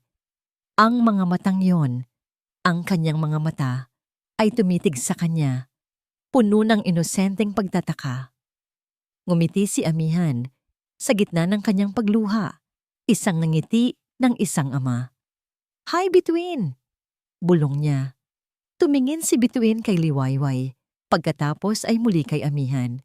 Hindi ito natakot. Sa halip, isang maliit na ngiti ang sumilay sa mga labi nito. "Kayo po yung nagbigay sa akin ng hair clip ko," sabi ng bata sa mahinang boses. Lalong bumuhos ang luha ni Amihan. Tumango siya. "Oo, ako nga." Tumayo siya, puno ng isang bagong determinasyon. Isang determinasyong mas matibay pa kaysa sa dati. Hindi na lang ito para kay Liwayway. Para na rin ito kay Bituin. Para sa kanilang pamilya. Hinarap niya si Liwayway. Ang kanyang muka ay seryoso at hindi matitinag. Hinawakan niya ang mga kamay nito. "Babalik tayo," mariin niyang sabi. "Babalik tayo sa Maynila at kukunin natin ang lahat ng ninakaw sa inyo. Ang dignidad mo, ang kinabukasan ng anak natin, ang 7 taon, babawiin natin ang lahat." Ang marangyang itim na kotse ni Amihan ay dahan-dahang pumasok sa malawak na gate ng Mansion Del Mar. Para kay Liwayway, ang bawat metro na kanilang tinatahak ay parang isang paglalakbay pabalik sa isang masamang panaginip. Nanginginig ang kanyang kamay habang mahigpit na hawak si Bituin. 7 taon na ang nakalipas mula nang huli siyang dumaan sa daang ito. Sakay ng ibang kotse, papalayo. Dala ang bigat ng isang madilim na hinaharap. "Ina, ang laki naman po ng bahay," bulong ni Bituin. Ang mga mata ay nanlalaki sa pagkamangha. Hinaplos ni Liwayway ang buhok ng anak. Ngumiti siya. Isang nangiting pilit ngunit puno ng determinasyon. Huminto ang sasakyan sa tapat ng dambuhalang pinto na gawa sa kahoy. Bago sila bumaba, humarap si Amihan kay Liwayway. Hinawakan niya ang nanginginig nitong kamay. "Nandito ako," sabi niya. Ang kanyang mga mata ay nangungusap ng isang pangakong hinding-hindi na mababali. "Hindi na kita iiwan. Hindi na namin kayo iiwan. Tumango si Liwayway. Humuhugot ng lakas mula sa kanya. Pagbukas ng pinto, ang lahat ng kasambahay na kanilang nadaanan ay natigilan. Ang kanilang mga mata ay puno ng gulat at pagtataka. Nagbubulungan habang tinitingnan ang babaeng payak na nakabihis at ang batang hawak nito kasama ang nag-iisang tagapagmana ng mga Delmar. Hindi nila pinansin ang mga ito. Naglakad sila ng diretso patungo sa sala kung saan, tulad ng inaasahan, naroon si Senyora Imelda Delmar. Nakaupo ito ng tuwid sa kanyang paboritong silyang pelos, kalmadong nagbabasa ng libro na para bang isa lang itong ordinaryong araw. Nang maramdaman ang kanilang presensya, dahan-dahan itong nag-angat ng tingin. Ang kalmadong ekspresyon nito ay hindi nagbago. Ngunit ang mga mata nito ay nagliyab sa galit nang makita si Liwayway at ang batang kasama nito. "Amihan," sabi nito, ang boses ay kasing lamig ng yelo. "What is the meaning of this? Bakit mo dinala ang basurang yan sa pamamahay ko?" Hindi na ang amihan na puno ng pagdududa ang kaharap niya ngayon. Ang amihan na nakatayo sa kanyang harapan ay isang lalaking buo na ang loob. "Hindi siya basura, ma," matigas na sabi ni amihan. "Siya ang babaeng mahal ko at itinigil na ninyo ang pagpapanggap. Alam ko na ang lahat." Isang mapaklang tawa ang kumawala sa mga labi ni Senyora Imelda. "Alam ang lahat?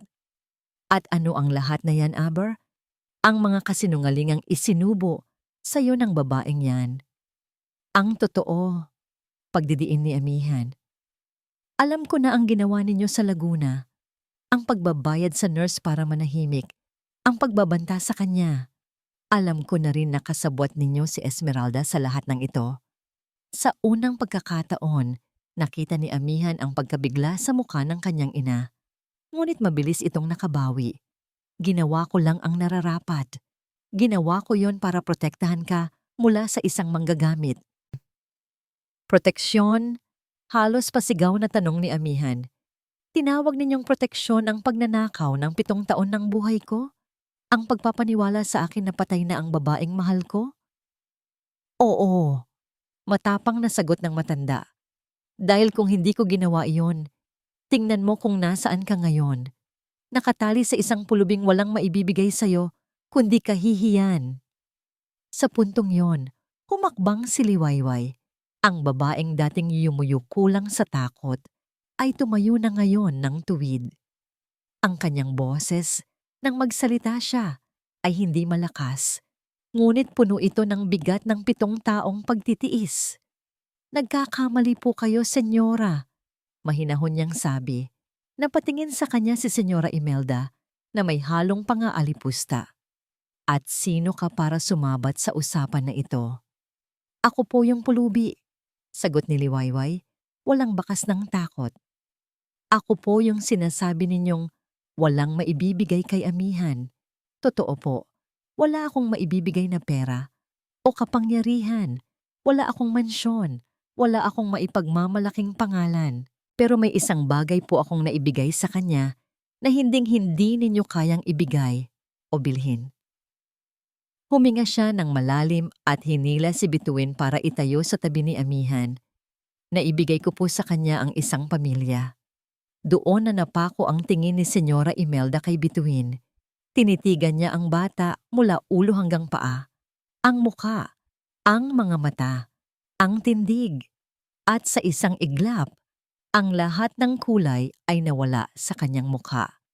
Nakita niya ang kanyang anak sa mukha ng batang iyon. Ang dugo ng mga Delmar. Hindi totoo yan." Nanginginig na bulong niya. "Mama," sabi ni amihan. Inilalagay ang kamay sa balikat ni Bituin. "Gusto kong ipakilala sa inyo ang apo ninyo.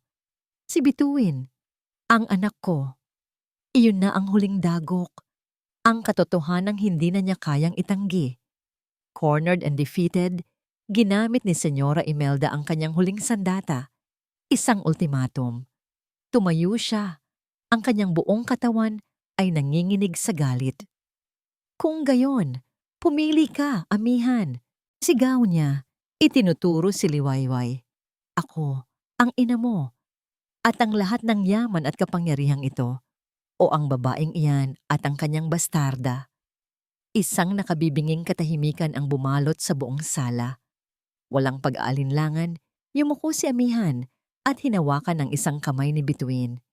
Pagkatapos, hinawakan niya ang kamay ni Liwayway.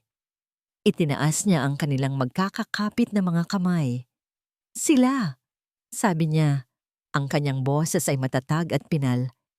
Pinipili ko ang aking pamilya. Kung gayon, wala kang mamanahin kahit isang sentimo. Itatakwil kita. Hindi na ninyo kailangang gawin yan, ma. Malamig na sabi ni Amihan. Dahil simula sa araw na ito, hindi na ako isang Delmar. Ang mga salitang yon ay mas malakas pa sa sampal. Ito ang tumapos sa lahat.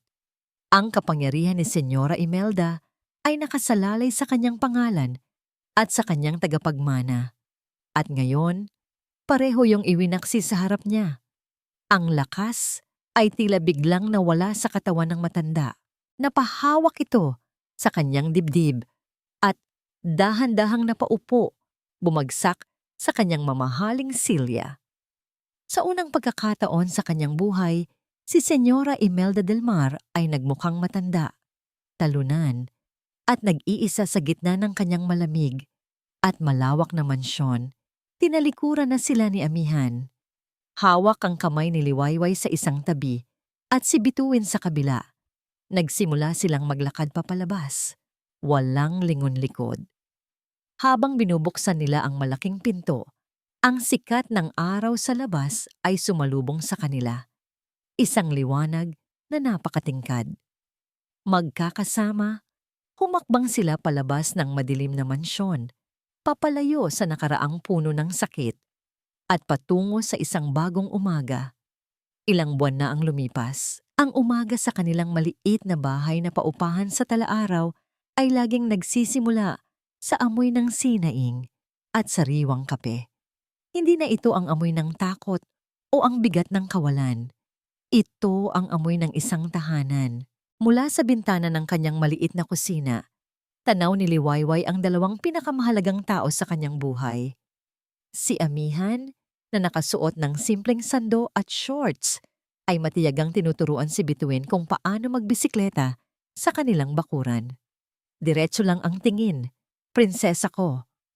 Narinig niyang sabi ni Amihan habang hawak ang likod ng bisikleta. Huwag kang titingin sa paa mo, magtiwala ka lang. Napangiti si Liwayway. Ang Amihan na kasama niya ngayon ay ibang-iba sa prinsipe na kanyang minahal noon. Wala na ang mga mamahaling damit, ang magarang kotse, at ang aura ng kapangyarihan. Ang lalaking naroon ngayon ay may kalyo na sa kamay dahil sa pagtatrabaho sa isang maliit na construction firm sa bayan. Pawisan ito kung umuwi, pagod. Ngunit ang mga mata nito ay laging nabubuhay sa tuwing makikita sila ni Bituin. At para kay Liwayway, mas gwapo ito ngayon nang higit pa sa dati. Nang matumba si Bituin, mabilis itong sinalo ni Amihan, niyakap at pinatawa. Walang bakas ng pagkadismaya. Tanging pagmamahal at pasensya. Habang pinapanood sila, naramdaman ni Liwayway ang isang mainit na likido sa kanyang mga mata. Luha. Ngunit hindi na ito luha ng pighati. Ito ay luha ng purong pasasalamat. Ang kanilang buhay ay simple.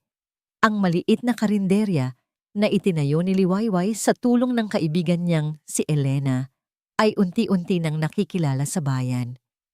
Si Amihan naman ay masipag sa kanyang trabaho. Hindi sila mayaman, madalas ay sapat lang ang kanilang kinikita. Ngunit hindi kailanman sila natutulog na gutom. At higit sa lahat, hindi na sila natutulog na may takot. Isang hapon, habang nag-aayos siya sa karinderya, isang sulat ang dumating para sa kanya. Galing sa Koreo. Nagulat siya. Wala naman siyang inaasahang sulat. Tinitigan niya ang sobre. Mamahalin ang papel. Ang pangalan niya ay nakasulat sa magandang calligraphy. Ngunit ang nagpatigil sa kanyang paghinga ay ang return address. Delmar Mansion, Forbes Park.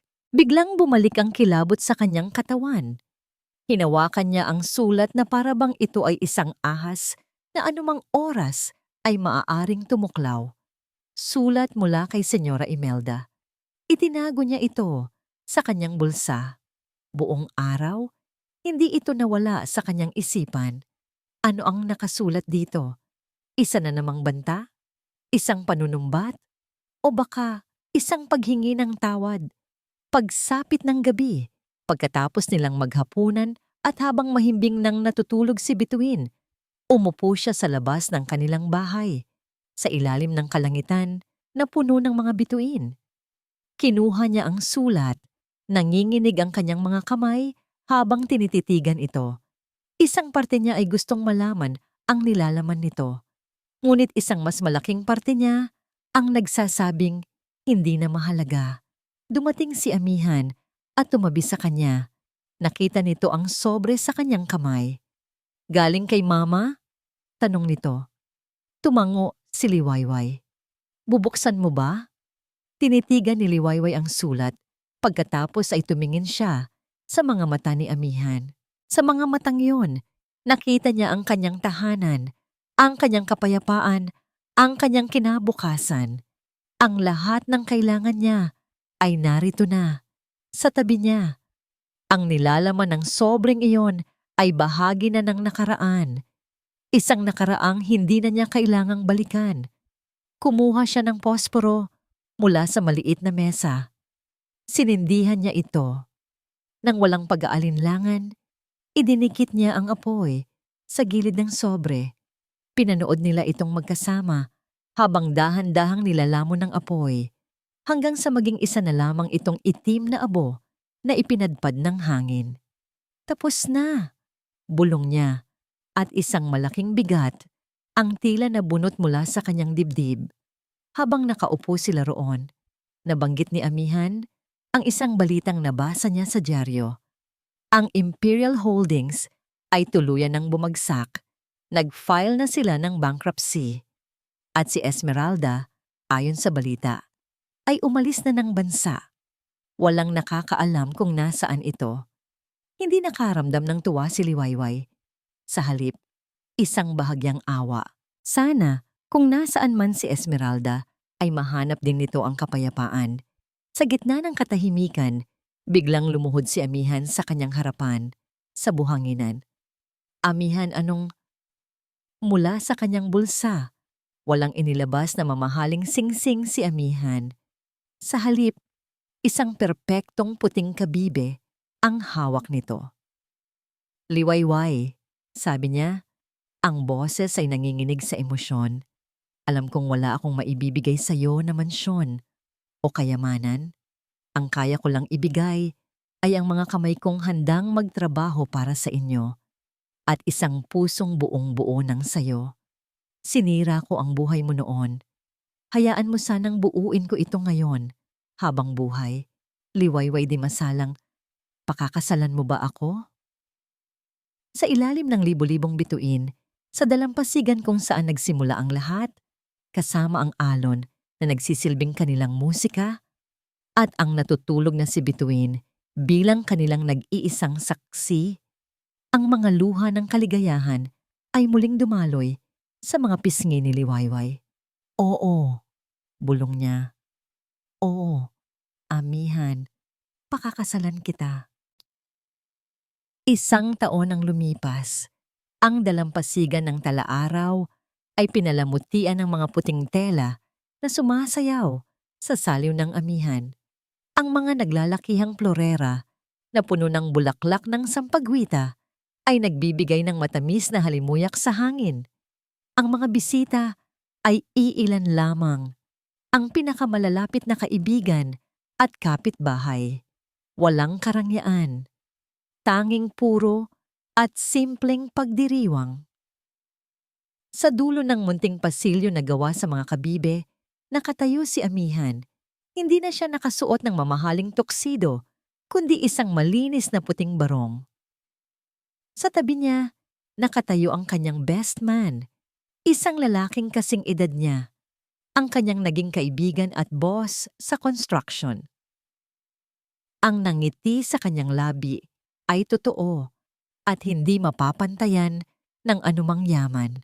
Nang tumugtog na ang musika, ang lahat ay napalingon. Dahan-dahang naglakad si Liwayway. Ang kanyang suot ay isang simpleng puting bestida na tila nagliliwanag sa ilalim ng sikat ng araw. Ang kanyang buhok ay may mga munting bulaklak. Sa kanyang mukha, wala na ang bakas ng takot o kalungkutan. Tanging liwanag, tanging kaligayahan. At sa unahan niya, naglalakad ang kanilang munting anghel. Si Bituin, ang kanilang flower girl, ay masayang nagsasaboy ng mga talulot ng bulaklak.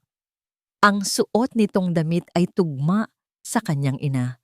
Siya ang buhay na simbolo ng kanilang pag-ibig na nagtagumpay. Nang magtagpo ang kanilang mga mata, si Amihan at Liwayway, ang buong mundo sa paligid nila ay tila naglaho. Sa isang tingin, nag-usap ang kanilang mga kaluluwa, nagpasalamat, nangako, nagmahalan. Nang makarating si Liwayway sa tabi ni Amihan, mahigpit nitong hinawakan ang kanyang kamay. Magkaharap, sa harap ng kanilang mga kaibigan at sa ilalim ng bughaw na langit, binitiwan nila ang kanilang mga pangako. Liwayway, panimula ni Amihan. Ang boses ay puno ng emosyon. 7 taon kang nawala sa akin, ngunit sa puso ko, hindi ka kailanman umalis. Ikaw ang aking kahapon, ang aking na ngayon, at ang lahat ng aking bukas. Ipinapangako ko sa harap ng Diyos at ng lahat ng naririto na hindi ko nabibitawan ang kamay mo. Aalagaan kita, ikaw at si Bituin sa abot ng aking makakaya. Mamahalin kita hanggang sa huling tibok ng puso ko. Si Liwayway naman, habang pinipigilan ang mga luha ng kaligayahan. Amihan, dumating ka sa buhay ko na parang isang panaginip at nawala na parang isang bangungot. Ngunit sa iyong pagbabalik, ipinakita mo sa akin na ang tunay na pag-ibig ay hindi sumusuko. Tinuruan mo akong muling magtiwala at mangarap. Ipinapangako kong magiging iyong liwanag sa gitna ng dilim, ang iyong pahinga sa gitna ng pagod. Ikaw at si Bituin, ang aking buhay. Mahal na mahal kita. Maaari mo nang halikan ng iyong nobya. Sa pagdampi ng kanilang mga labi, ang palakpakan at hiyawan ng mga tao ay sumabog. Ngunit hindi nila ito narinig. Ang tanging narinig nila ay ang tibok ng kanilang mga puso na sa wakas ay nagkaisa na. Biglang tumakbo si Bituin at yumakap sa kanilang mga binti. Family hug! Di masayang sigaw nito. Natawa silang dalawa. Yumuko sila at niyakap ang kanilang anak. Binuo ang isang perpektong bilog ng pagmamahalan. Kinagabihan, matapos ang munting salo-salo, magkakasama silang tatlo na umupo sa dalampasigan. Ang buwan ay maliwanag at ang mga bituin ay kumikinang na parang mga diamante sa kalangitan. Isinandal ni Liwayway ang kanyang ulo sa balikat ni Amihan habang si Bituin ay mahimbing nang natutulog sa kanyang kandungan. Tinitigan nila ang bukang Liwayway na paparating sa malayong abot-tanaw. Ang kalangitan ay unti-unting nagbabago ng kulay mula sa madilim na asul, naging lila, hanggang sa naging kulay kahel at ginto. Isang bagong araw, isang bagong simula. Ang ganda, bulong ni Liwayway. Oo, sagot ni Amihan, hinahalikan ang tuktok ng kanyang ulo. Napakaganda. Hindi na niya tinutukoy ang tanawin. Natagpuan na natin ang ating Liwayway, mahal ko. Bulong ni Amihan. Ngumiti si Liwayway. Ang kanyang puso ay payapa. Ang kanyang puso ay buo. Oo, mahal ko, sagot niya. Ang ating Liwayway. At doon, sa ilalim ng unang sinag ng araw, sa isang maliit na bayan sa tabi ng dagat, ang isang pamilya na binuo ng pag-ibig, pinatibay ng pagsubok, at pinagpala ng pag-asa ay tahimik na nagsimula sa kanilang maligaya magpakailanman. At dito po nagtatapos ang kwento ng pag-ibig, pagsubok, at tagumpay ni Liwayway, Amihan, at ng kanilang munting si Bituin. Mula sa kaibuturan ng aming mga puso, isang taos-pusong pasasalamat sa inyo, aming mga minamahal na tagapakinig, at kasama sa paglalakbay. Salamat sa bawat minutong inilaan ninyo upang pakinggan ang kanilang kwento, sa pagsama sa amin sa bawat luha, sa bawat galit, at sa bawat sandali ng kanilang tagumpay. Habang isinusulat at binibigyang buhay namin ang kanilang istorya, hindi lang sila basta mga karakter sa isang papel. Sila ay naging mga kaibigan, pamilya, na ang bawat sakit at ligaya ay aming dinamdam na parang sariling amin. Ang kanilang kwento ay naging isang paalala sa amin at sanay sa inyo rin na ang tunay na pag-ibig ay may kakayahang maghilom ng pinakamalalim na sugat. Ito ay isang paalala na ang kapatawaran ay hindi para sa taong nakasakit sa atin, kundi para sa ating sariling kapayapaan. At higit sa lahat, ito ay isang testamento na gaano man tayo itulak ng buhay pababa. Laging may pag-asang dala ang isang bagong umaga, ang isang bagong liwayway. Ngayon, nais naman naming marinig ang inyong tinig. Aling bahagi ng kwento ang pinakatumatak sa inyong puso? Anong aral ang inyong dadalhin mula sa paglalakbay ni Liwayway at Amihan? Ang inyong mga komento at mensahe ang siyang tunay na nagbibigay kulay at inspirasyon sa aming ginagawa. Muli, maraming salamat po. Hanggang sa susunod na kwentong ating pagsasaluhan.